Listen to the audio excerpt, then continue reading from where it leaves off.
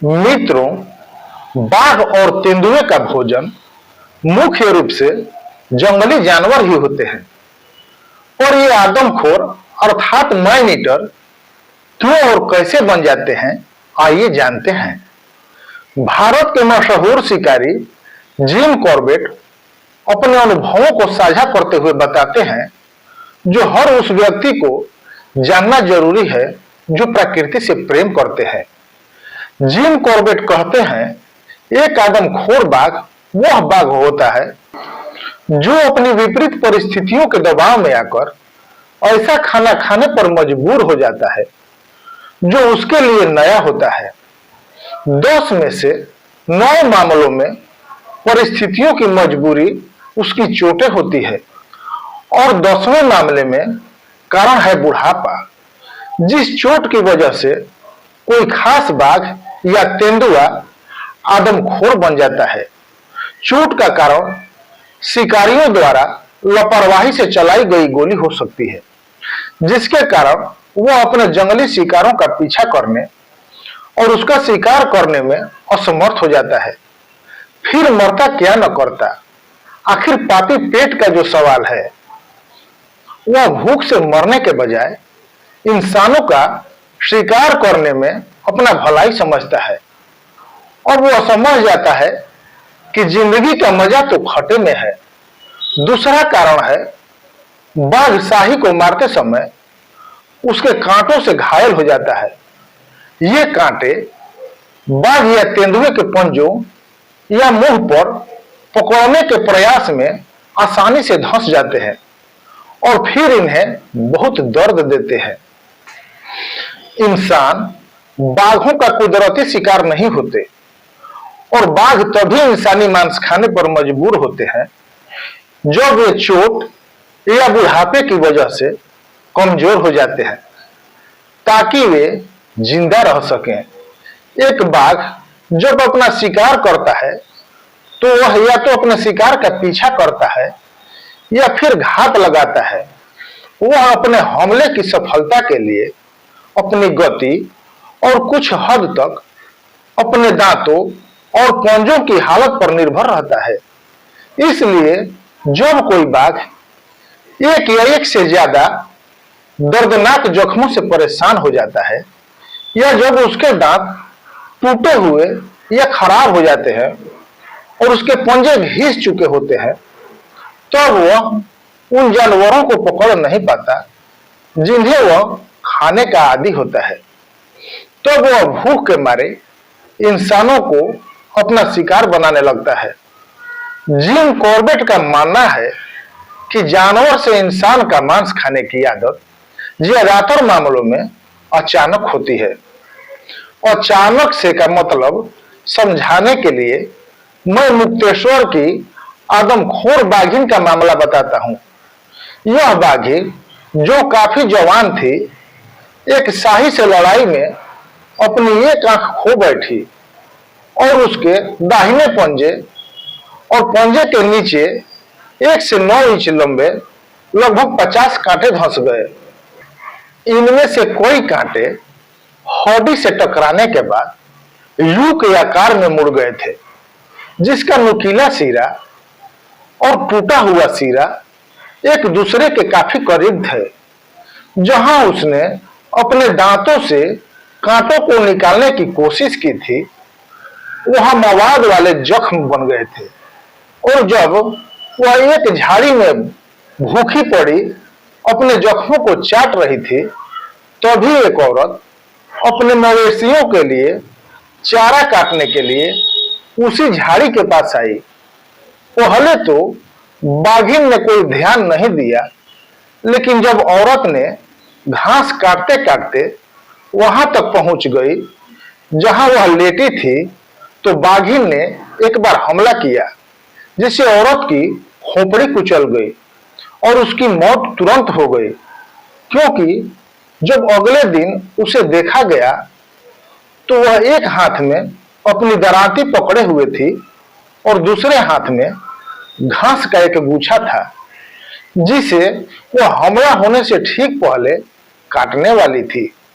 मादा बाघ ने बता दिया था कि शिकार तो सब करते हैं, पर टाइगर से बेहतर शिकार कोई और नहीं कर सकता।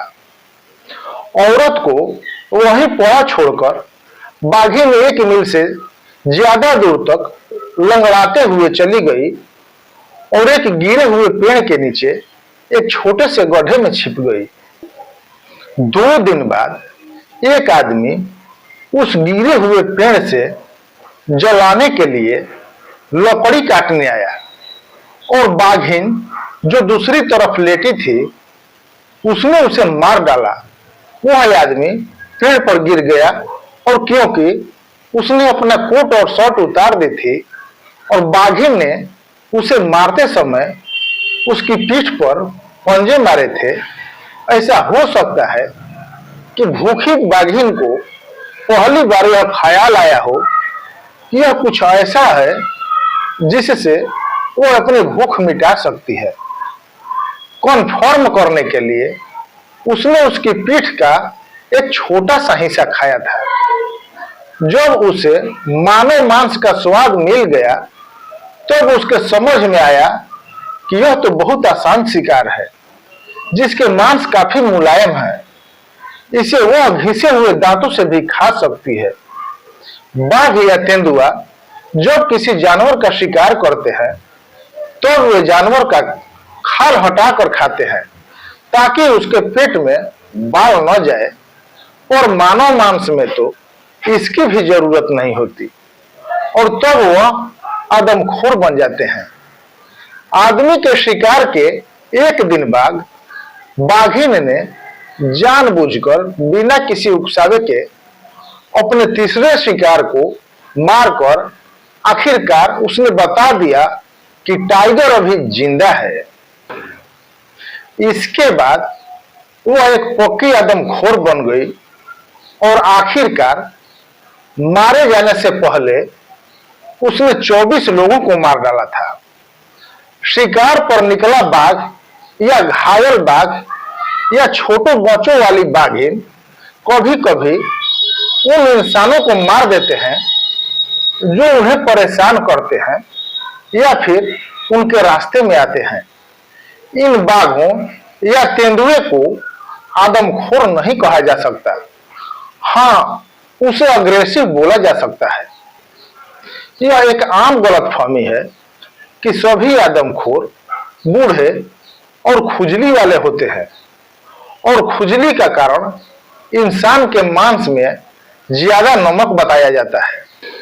मैं इंसान या जानवर के मांस में नमक की मात्रा में कोई राय नहीं दे सकता, लेकिन मैं यह कह सकता हूं और कहता भी हूं कि इंसान के मांस को खाना आदमखोरों के फर पर बुरा असर डालने के बजाय बिल्कुल उल्टा असर डालता है, क्योंकि मैंने जितने भी आदमखोर देखे हैं उनके फर बहुत अच्छे थे।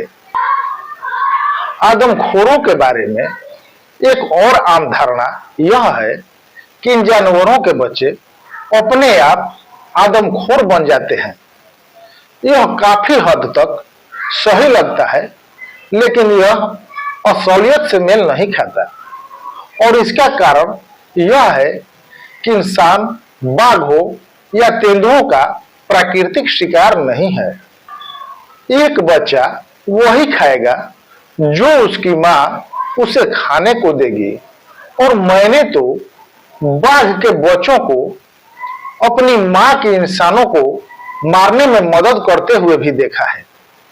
लेकिन मुझे एक भी ऐसा मामला नहीं पता जहां किसी बच्चे ने अपने माता पिता की सुरक्षा छोड़ने के बाद या माता पिता के मारे जाने के बाद इंसानों को मारना शुरू किया हो।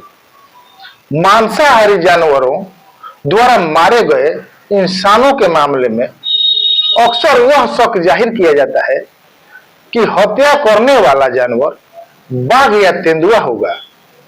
एक आम धारणा है कि बाघ दिन में शिकार करता है और तेंदुआ यानी लेपर्ड रात में, पर मैंने ऐसा अपवाद कभी नहीं देखा है। दोनों जानवर जंगल में रहने वाले अर्धरात्रिचर हैं उनकी आदतें काफी हद तक एक जैसी हैं। वे मारने के लिए एक जैसे तरीके अपनाते हैं। अगर ये आदमखोर हो जाएं, तो बाघ या तेंदुआ दोनों अपने इंसानी शिकार को लंबी दूरी तक ले जाने में सक्षम हैं। इसलिए यह उम्मीद करना स्वाभाविक है कि वे एक ही समय पर शिकार करते हैं। पर इन दोनों जानवरों की हिम्मत में फर्क होता है। जब कोई बाघ आदमखोर बन जाता है, तो वह इंसानों का सारा डर खो देता है।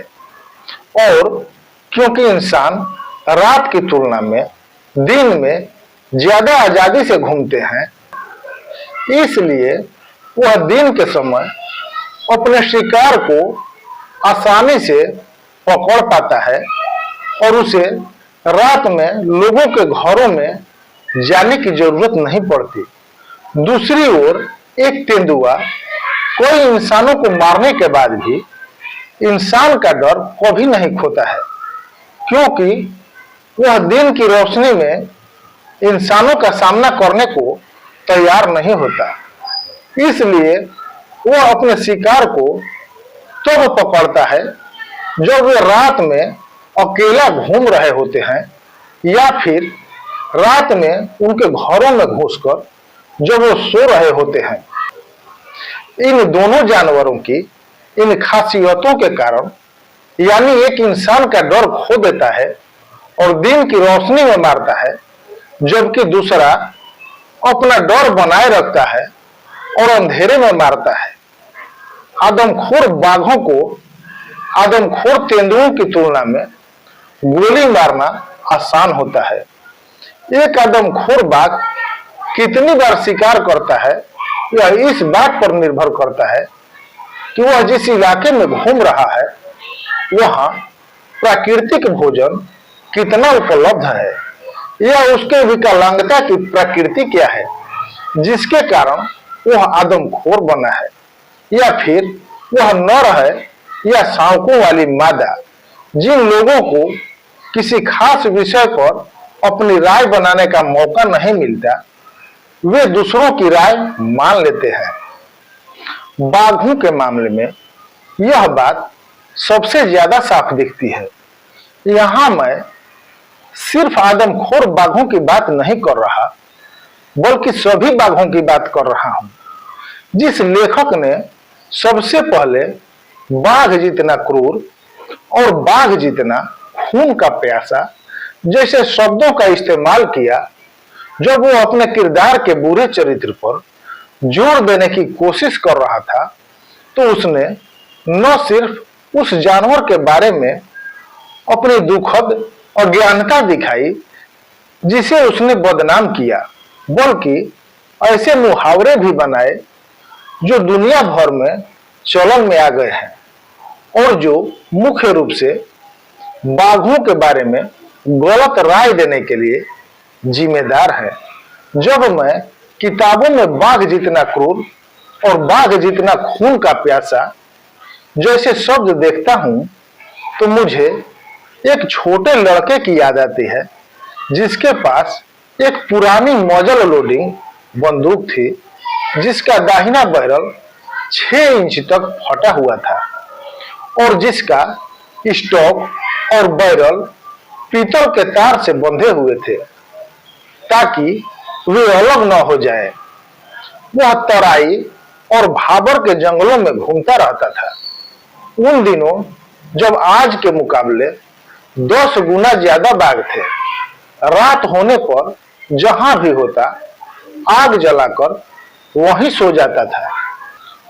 आग के कारण उसके पास जानवर नहीं आते थे और उसे आग से गर्मी भी मिलती थी।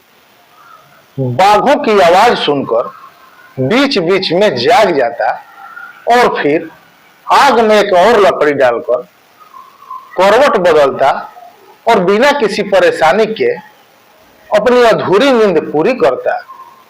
अपने छोटे से अनुभव और दूसरों से जानकारी लेकर जिन्होंने उसी की तरह जंगल में दिन बिताए थे, यह जानता था कि जब तक बाघ को परेशान न किया जाए वह उसे कोई नुकसान नहीं पहुंचाएगा।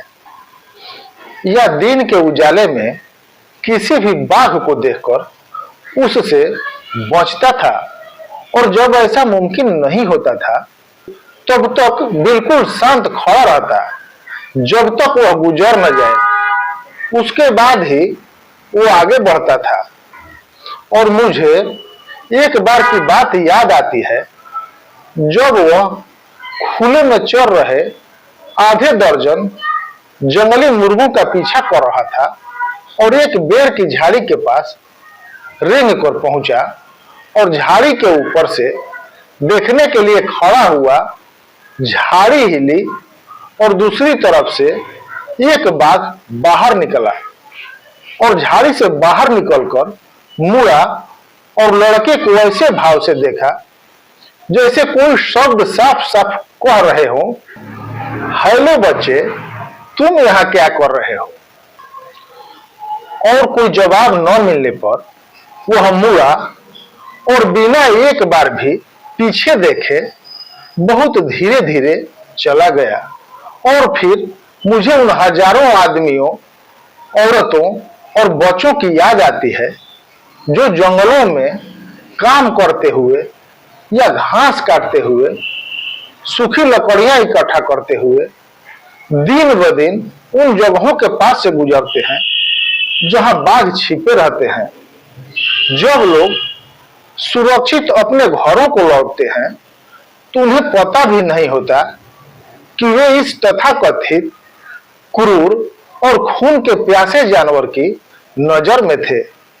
जिस दिन बाघ बेर की झाड़ी से बाहर निकला था उस दिन से आधी सदी बीत चुकी है, जिसमें से पिछले 32 साल आदमखोरों का कमोबेश नियमित रूप से पीछा करने में बीते हैं। हालांकि ऐसे दृश्य देखे गए हैं जो पत्थर को भी पिघला देते हैं। मैंने ऐसा कोई मामला नहीं देखा जहां कोई बाघ जानबूझकर क्रूर रहा हो या इतना खून का प्यासा रहा हो कि उसने बिना किसी उकसावे के अपनी या अपने शावकों की भूख मिटाने के लिए जरूरत से ज्यादा शिकार किया हो।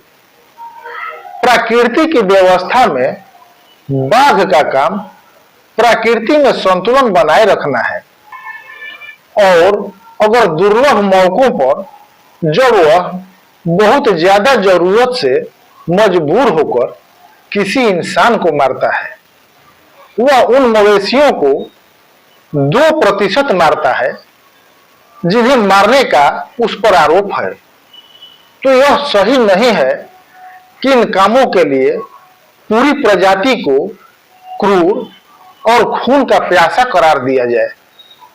शिकारी बेशक रूढ़िवादी होते हैं। इसका कारण यह है कि उन्हें अपनी राय बनाने में सालों लग जाते हैं, क्योंकि हर व्यक्ति का नजरिया अलग होता है।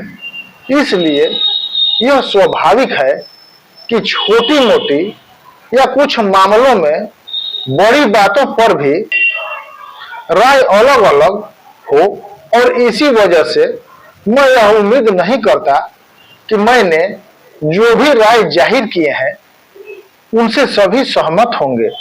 हालांकि एक बात है जिस पर मुझे यकीन है कि सभी शिकारी, चाहे उनका नजरिया पेड़ पर मचान से हो, हाथी की पीठ से हो या अपने पैरों से हो, मुझसे सहमत होंगे, और वह यह है कि बाघ एक बड़े दिल वाला सज्जन है जिसमें असीम साहस है। उसे खत्म कर दिया जाएगा जब तक कि जनता की राय उसके समर्थन में नहीं आती। भारत अपने सबसे बेहतरीन जीवों में से एक जीव को खोकर गरीब हो जाएगा। मित्रों, यहाँ जिम कॉर्बेट ने टाइगर को जेंटिलमैन बताया है। बाघों के विपरीत तेंदुए कुछ हद तक मुर्दाखोर होते हैं, और जब उनके शिकार वाले जानवरों का लोगों द्वारा बिना रोक टोक के शिकार किया जाता है, जिससे उन्हें उनका प्राकृतिक भोजन नहीं मिल पाता, जिसके कारण वे इंसानी मांस का स्वाद लेकर आदमखोर बन जाते हैं। जिम कॉर्बेट बताते हैं कि हमारे पहाड़ों में रहने वाले ज्यादातर लोग हिंदू हैं और इसलिए वे अपने मृतकों का अंतिम संस्कार करते हैं। अंतिम संस्कार हमेशा किसी नाले या नदी के किनारे किया जाता है ताकि राख गंगा या किसी अन्य नदी में बह जाए, क्योंकि ज्यादातर गांव पहाड़ों की ऊंचाई पर बसे हैं, इसलिए नाले या नदियां घाटियों में मीलों दूर नीचे होती हैं। इसलिए अंतिम संस्कार करने में एक छोटे से समुदाय की मैन पावर पर काफी बोझ पड़ता है। जब शव ले जाने वालों के अलावा अंतिम संस्कार के लिए जरूरी ईंधन इकट्ठा करने और ले जाने के लिए भी मजदूरों की जरूरत होती है। सामान्य समय में ये रस्में बहुत अच्छे से निभाई जाती हैं, लेकिन जब कोई बीमारी महामारी के रूप में पहाड़ों में फैलती है तो लोग इतनी तेजी से मरते हैं कि उनका अंतिम संस्कार नहीं हो पाता। तब गांव में एक बहुत ही सरल रस्म निभाई जाती है, जिसमें मृतक के मुंह में जलता हुआ कोयला यानी आग रखा जाता है और फिर शव को पहाड़ी के किनारे ले जाकर नीचे घाटी में फेंक दिया जाता है। एक तेंदुआ जिस इलाके में उसका प्राकृतिक भोजन कम होता है, इन शवों को पाकर बहुत जल्द इंसानी मांस का स्वाद सीख जाता है और जब बीमारी खत्म हो जाती है और सामान्य हालत हो जाते हैं तो वह स्वाभाविक रूप से जब उसका भोजन मिलना बंद हो जाता है तो इंसानों को मारना शुरू कर देता है।